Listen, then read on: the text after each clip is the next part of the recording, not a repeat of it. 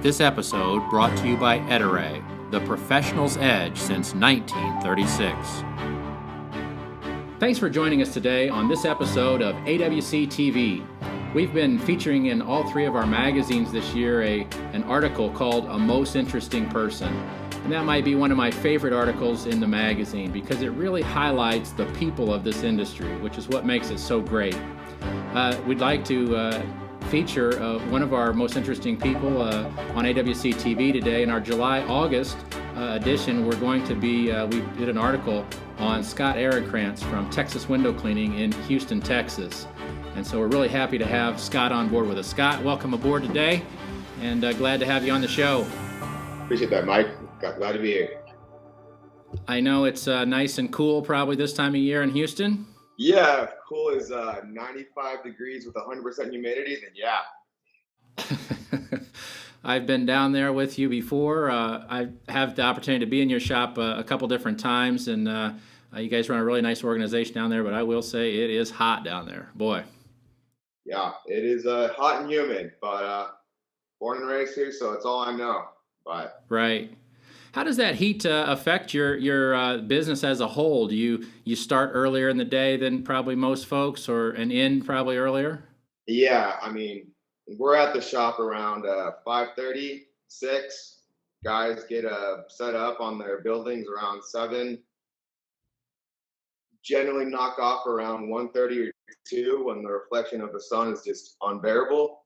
That's pretty much around 2 o'clock, and we're done for the day.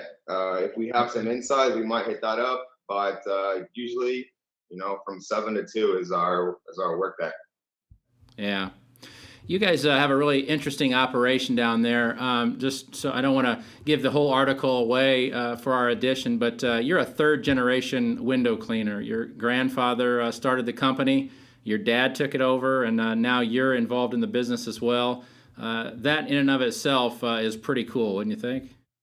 Yeah, no, I mean, I wouldn't have it any other way. It was always, sort of part of the plan was to take over the family business. I had been in another industry that I didn't really love so much. Corporate America has its pros and cons, but being in the family business, really has its allure, and that's pretty much why I wanted to come to work with my father and take on where my grandfather left off and where my dad will leave off. So I love the family business vibe that we have going on, which is kind of a lot of the reason why I left corporate. Yeah, I think that's one of the things. I mean, obviously you're a window cleaner and we're a window cleaning magazine, so that may or may not be all that interesting. Of course, we're going to interview a window cleaner.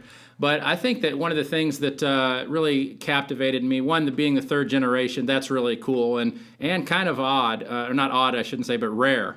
There's Right. not that many of them in the country. But the other thing that really impresses me about you and your company culture that you have there at Texas Window Cleaning is the family nature that you have going on. You've got many employees that have been with you. The article brings out almost 15 years.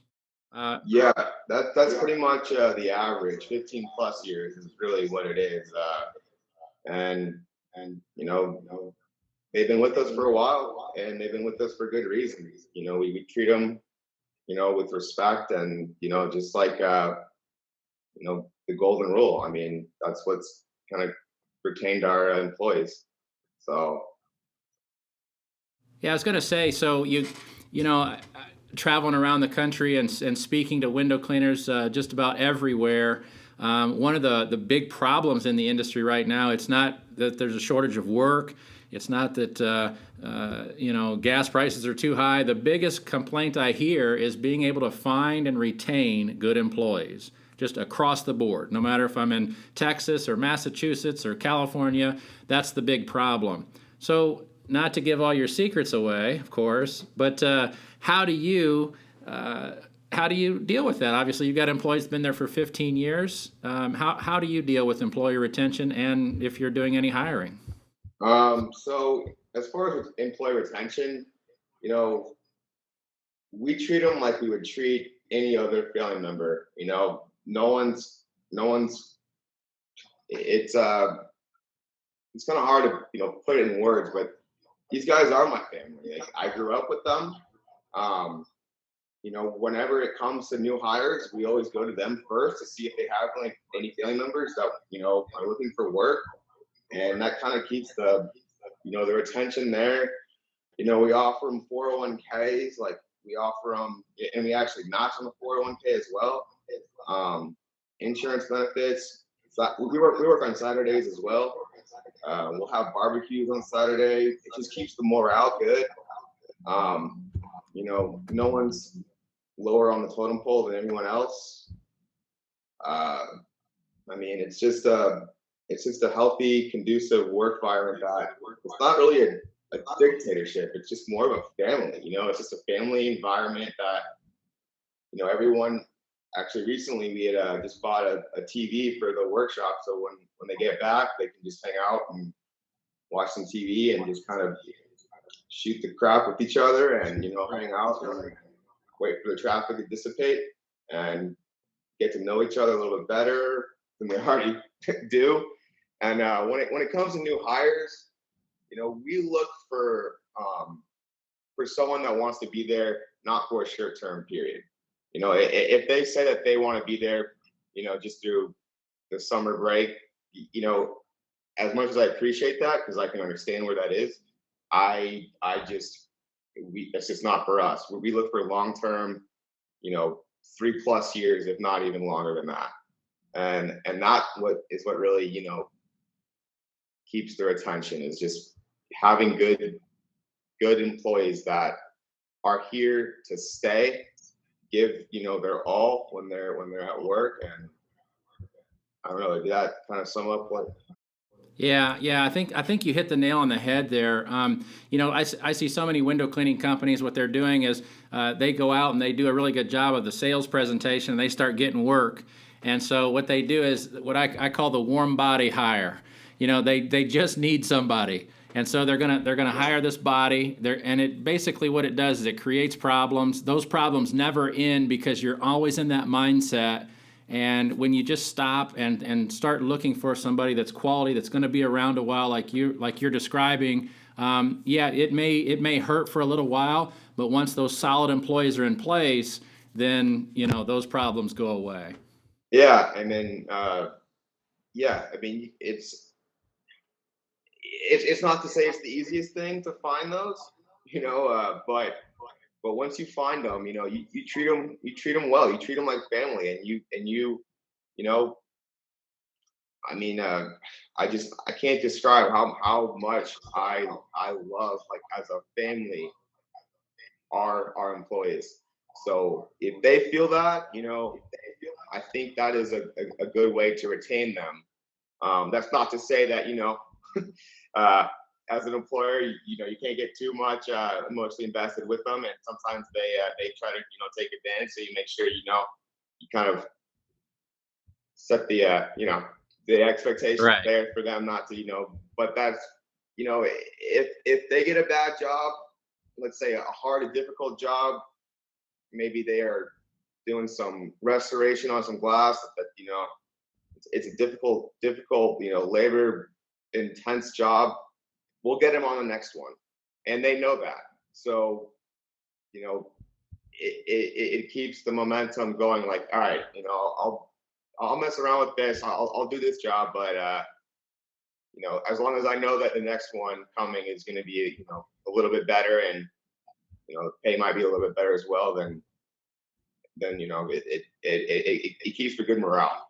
Yeah, yeah, it's interesting. A lot of the big corporations and things have gone to kind of this mentality. Apple and some of the big tech companies in this is where there's really not everything is kind of contained at work. There's not a separation between work and life, basically. And I've been down in your shop, and I've seen that. I've seen the family atmosphere. Not that everybody doesn't go home and have their own lives, but certainly while there, everybody seems to respect each other very, very well, and it really does seem like a family culture. So well done on that. That's just nice work. It's something you don't hear often. Well, yeah, I appreciate that. And everyone asks around when I go to conventions, IWCA conventions, how do you retain an employee for 15 plus years? And I just think the simple answer is, you know, treat them like family. Give them, if you can, offer retirement benefits. I mean, just, uh, I went to a birthday party with one of my employees, or he was throwing it. He invited me, and I don't think that happens too often from an employee to an employer. And half the shop was there, and it was just a good, it was a good family vibe, and separation from work. It was, no one talked about shop. It was just meeting their families, and it was a fun time. So I just think you give the respect that they're due, and they'll respect you backwards. And so, Yeah. that's Well, why. nice job on that. That's great. I know that I think I met you. It's been 2 or 3 years ago now at an IWCA convention, and really nice experience. I've been down in your shop. I really have a high appreciation for you and your father, and so I'm just glad to make this connection. But we title this thing "A Most Interesting Person." And I think that just fits you and your workforce down there so well. Knowing you've come from the banking industry, the article is going to describe for you readers at home. You can check that out when it comes out in July. But you come out of the banking industry, you joined your father's business, you paid your dues. Your dad didn't have some snot-nosed kid, just right at the top of the CEO. You paid your dues. You was out on ropes. You was out cleaning windows. You was out slinging squeegee blades, and then you've kind of worked your way up, not only skill set wise, but also morale wise, where guys respect you. You've joined the IWCA. You guys have been a long member of that, but now you're on the board of directors of the IWCA. And so, Scott, I mean, all these things are truly what make you an interesting person. So we really thank you for being on today. We appreciate your insight, and just thank you so much for what you do for the industry. Hey, likewise, Mike. Appreciate what all you do, man. So all of our readers at home, a most interesting person, you can read more about this article with Scott Ehrankrantz in Texas Window Cleaning down in Houston, Texas. It'll be in our July-August issue, and read more about it. He has a very interesting story. And I'm Mike with AWC TV, signing out. Stay tuned for our next episode of AWC TV by following us on YouTube, Facebook, or our website, awcmag.com.